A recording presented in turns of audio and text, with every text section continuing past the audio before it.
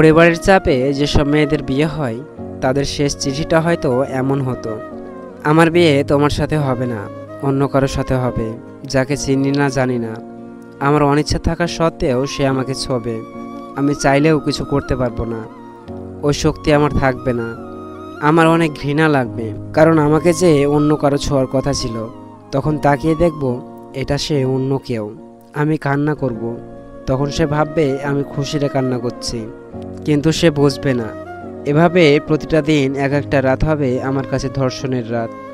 কিন্তু তখন যে আমার কিছু করার নেই, আমি যে একটা কাগজে স্বাক্ষর করে নিজের জীবন অন্যের হাতে তুলে দিয়েছি। প্রতিদিন তার পরিবারের মন জোগাড় করে চলতে হবে।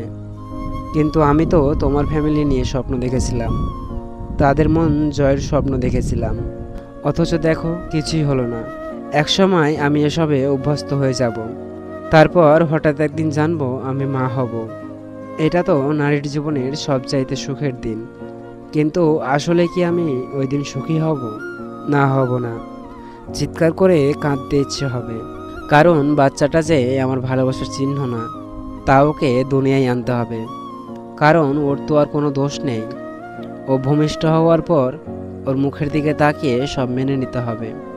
একসময় ওকে বড় করা, স্কুলে নিয়েও যাওয়া, ওকে মানুষের মতো মানুষ বানাতে গিয়ে কখন যে 50 পেরিয়ে চুল পাকতে শুরু হয়ে যাবে বুঝতেই পারবো না।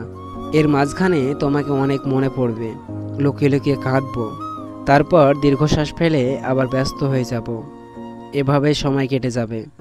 তারপর হয়তো কোনো এক রাতে ঘুমের মধ্যেই চলে যাব পরকালে।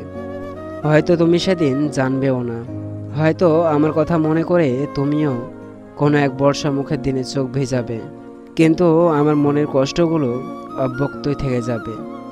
তবুও তুমি ভালো থেকো।